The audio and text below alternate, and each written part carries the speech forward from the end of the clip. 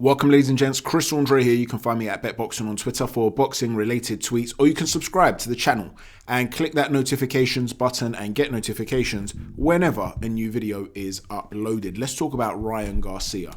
Is Ryan Garcia good for boxing, or is he bad for boxing? Okay, I know it's a bit of a controversial question to ask, but hear me out.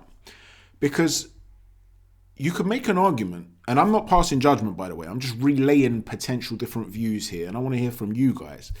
Now, from the perspective of is he good for boxing, it's quite easy to answer.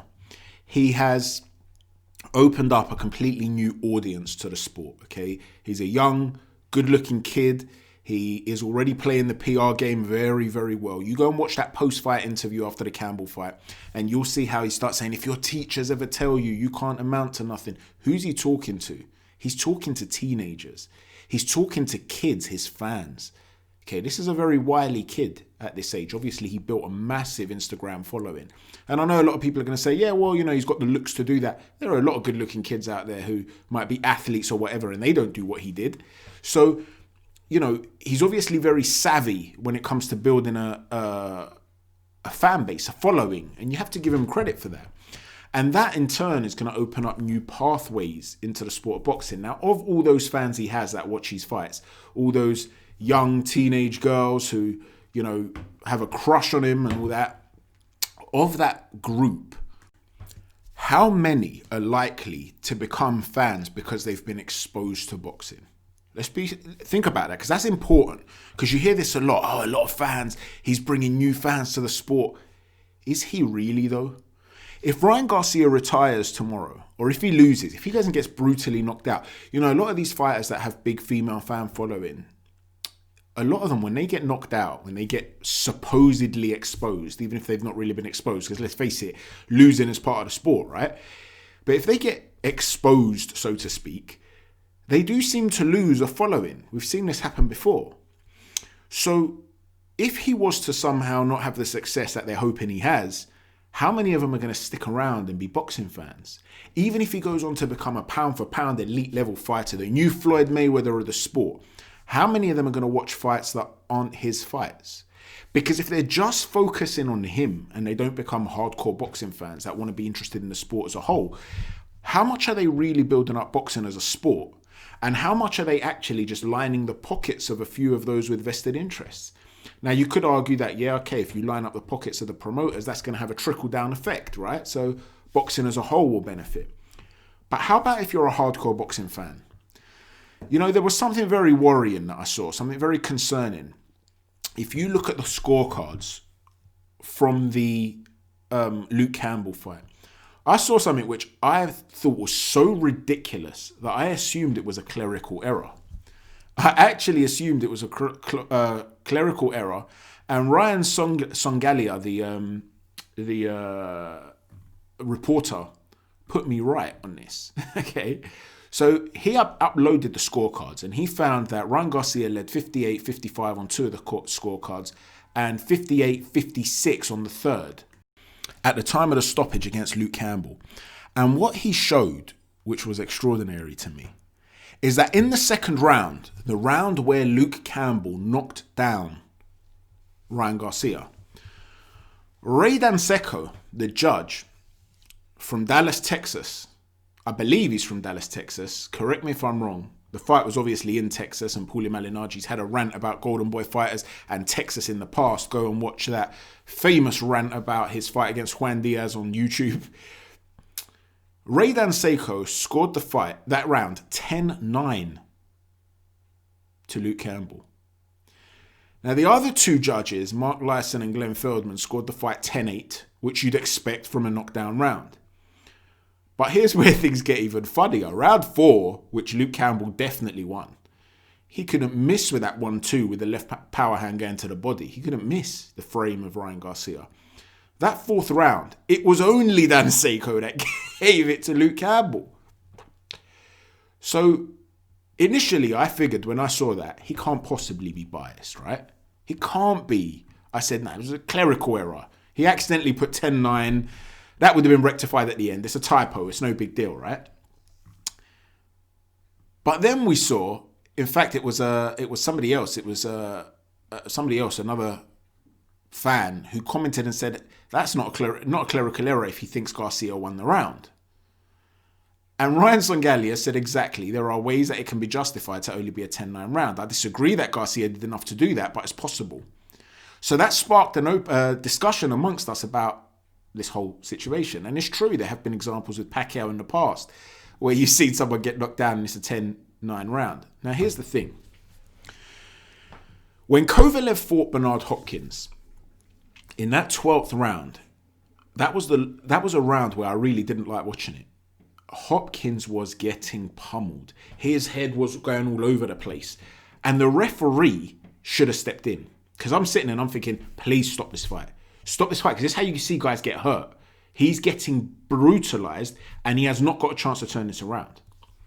He was hanging on by the skin of his balls. Now, let's say, for argument's sake, as he's falling, he throws a right hand, Kovalev walks onto it, he goes down. In that scenario, maybe,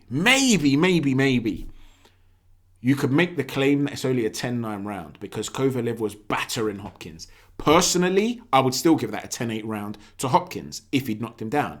And I'll tell you why. Because logically speaking, you have to reward a fighter for being able to stay on his feet. And you cannot reward an offensive fighter for trying to knock a guy out and not be able to get him down. Yeah, he's battering him. But you know that if you get him on the floor, it's a 10-8 round. If you cannot get him on the floor, why are you being rewarded with a 10-8 round? So I don't believe, by that token, that you should ever be given a 10-8 round if you don't knock the guy down, no matter how much you beat him up. And also, if you've got that steel to stay up, why should I punish you and say it's a 10-8 round? You might as well have taken a knee then and had your standing 8 count to recover. Why not, right?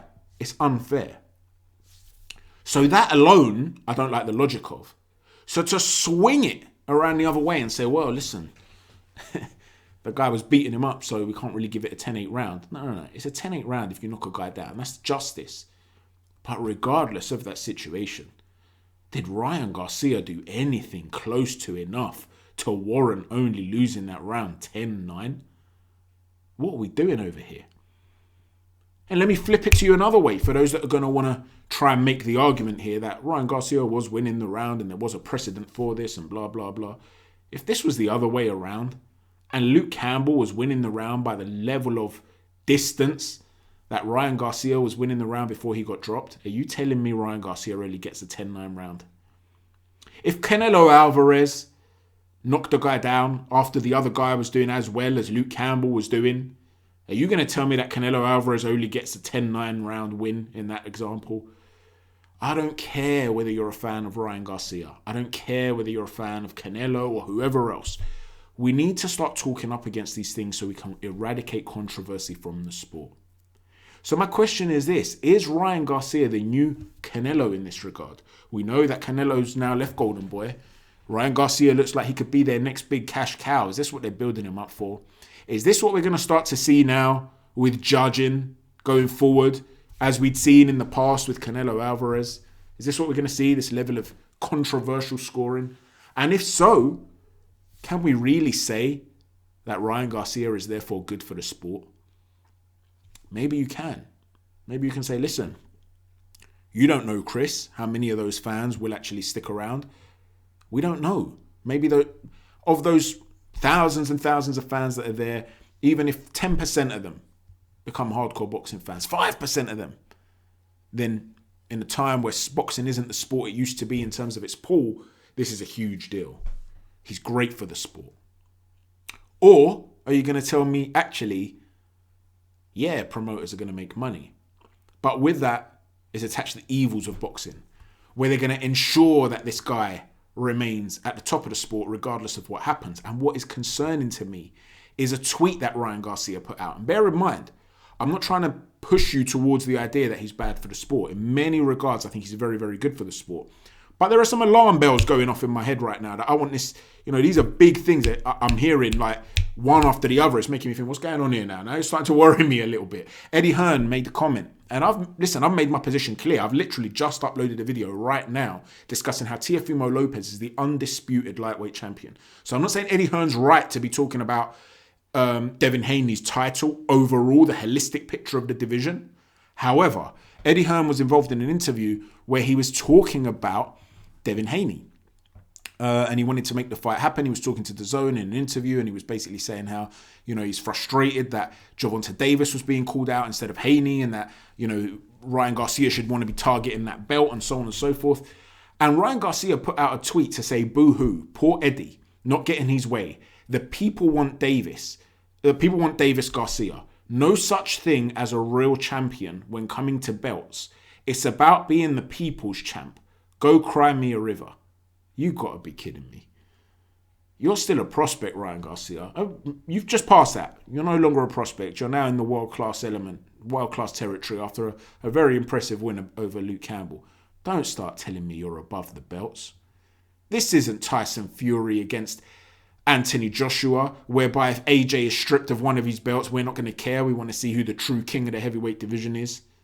What are you playing at? Is this what we're going to start seeing now? Where guys are going to start dismissing the belts. We've already spoken. There's another video that I've put up where I've talked about why there isn't a clamour to see the rematch with Lomachenko, and how I felt that perhaps many networks, many promoters were benefiting from this, including perhaps the promoter of Lomachenko. And that to me is a concern. We're starting to see the manipulation of the narrative regarding who is the undisputed title holder. Well, now we're going to start seeing people saying, well, it doesn't matter what the belts are between four guys that are just above that prospect level. I mean, in terms of ability, they're definitely above the prospect level. I'm not calling them prospects, just to clarify. But in terms of what they've achieved and their names in the sport, these guys are still up and coming. We don't know. There's no king of the division yet among those four. I mean, you could say Teofimo Lopez, don't get me wrong. He's the undisputed title holder, in my opinion. So when I say king, I don't mean in terms of achievement. I'm talking about the Canelo of the division, the Anthony Joshua or Fury of the division, the big name, the Floyd Mayweather, the guy who transcends the sport now, and he transcends the value of belts. We don't have that in that division. So what's this narrative about? What is this scoring about when you're getting knocked down and you lose a round 10-9? This is concerning to me as a fan. So let me know what you think, guys. Overall, there are some brilliant things he brings to the sport. But is Ryan Garcia good for the sport, or is he bad for the sport? Thanks for watching. Chat to you soon, and God bless.